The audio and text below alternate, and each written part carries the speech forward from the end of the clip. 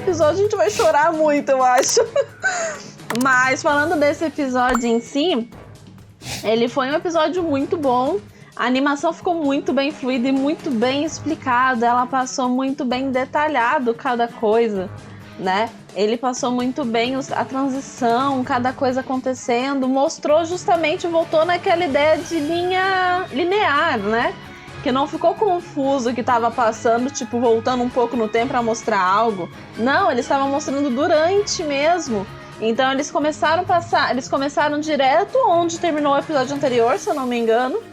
E já, começou logo depois, né, de onde terminou o episódio anterior, começando com Yamato entrando pra ela chegar no salão principal e ter o golpe. Então, tipo, tudo aconteceu durante o percurso do Yamato até o salão principal. Então, ficou muito bem explicada a transição e a movimentação. Isso foi uma coisa muito bem feita. Foi muito bem linear, não ficou confuso cada ação, como chegou naquilo ali. Ficou exatamente explicado, bem clarinho. Tipo, eles lutaram, ela jogou o golpe, eles entraram ali, começaram a usar o despertar. Dentro do despertar, ela parou pra ver a ação, aí ela voltou a correr. Então, tipo, foi legal colocar essa parte do Yamato justamente pra explicar a movimentação, entendeu? Mostrou a questão do Kazembo entrando pra baixo, né? Porque o Orochi falando porque mandou o Kazembo pra lá.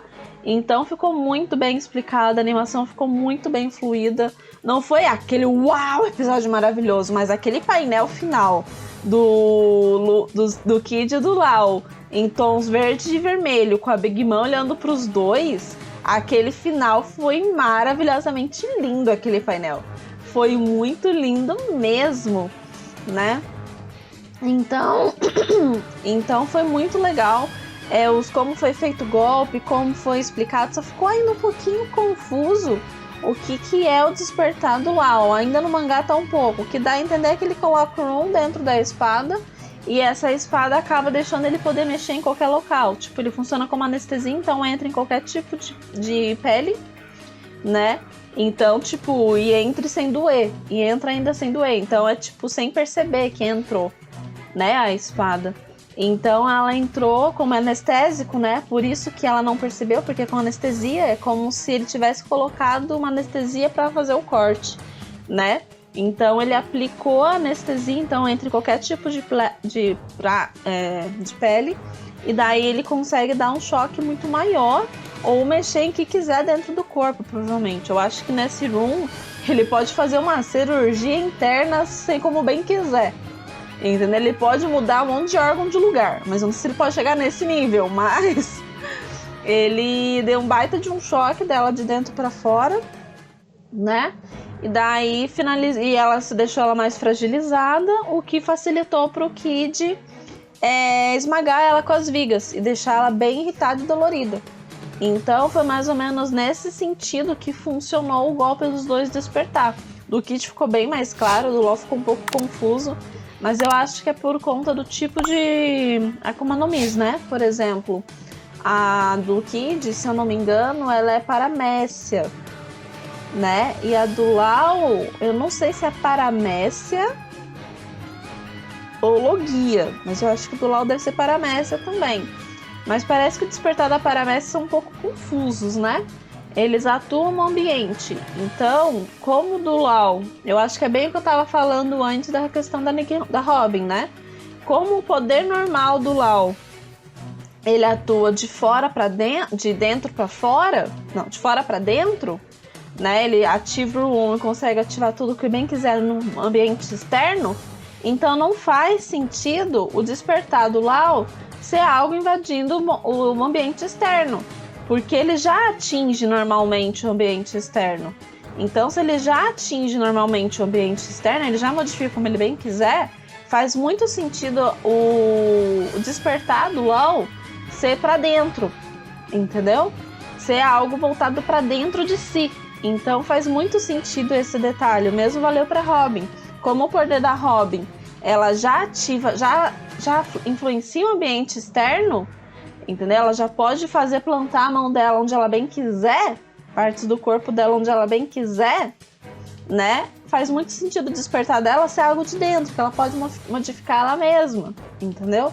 Por isso que eu acho que a Robin Diabólica, ela é o despertar dela, entendeu? É o despertar dela. Então fica nesse sentido, no meu ponto de vista. E do Kid, ele já atinge de dentro para fora. Então ele pega as coisas magnéticas para ele mesmo. Então faz muito sentido inverter. O despertar seria transformar outras coisas em polo, em outras coisas magnéticas. Então faz muito sentido. As paramécias, acho que eles têm muita essa flexibilidade por ser diversas coisas diferentes, variada. Não é algo só isso específico. Então eles têm diversos tipos de poderes. Diferente, por exemplo, de uma Logia ou de uma Zoan. A Logia, você se transforma no elemento, né? Você se transforma no elemento. Já uma Zoan, você se transforma no animal. Então é basicamente isso, essas duas. A paramécia não. A paramécia, ela tem vários meios de estar sendo aplicada. Ela tem diversos meios de ser, de atingir, entendeu? Ela não transforma o corpo em algo. Ela influencia como ela bem quiser os poderes. Então acho que é por conta disso que a paramécia tem diversos jeitos diferentes de despertar. Por isso que do Mingo, por exemplo, para ele tirar linhas dele mesmo, digamos assim, o despertar do Mingo era transformar as coisas em linha. O mesmo vale para o Katakuri, né? Como ele transformava o corpo dele, o dele é Logia, né? Tá mais para Logia do que paramécia. O do Katakuri não tá muito para Logia, tá? Mas como não é um elemento, é um produto, digamos assim, tipo como se fosse farinha, então faz sentido não ser uma Logia e ser uma paramécia. Mas por isso que ele consegue influenciar o ambiente em volta, né? Já, por exemplo, as Logias, a gente ainda não sabe o que é o despertar das Logias. E o despertar das Zoans, acho que tem muito a ver com o que o Kaido vai falar, né? Que é o equilíbrio entre a parte animal e a parte humana. E quando se tem um equilíbrio perfeito entre as duas partes, se transforma aquele aro, né?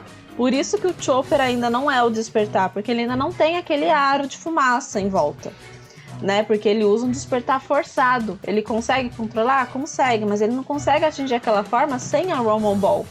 Então ele só vai conseguir ter o despertar dele realmente quando ele ter a Rumble Ball, quando ele conseguir chegar naquela forma sem a Rumble Ball, entendeu?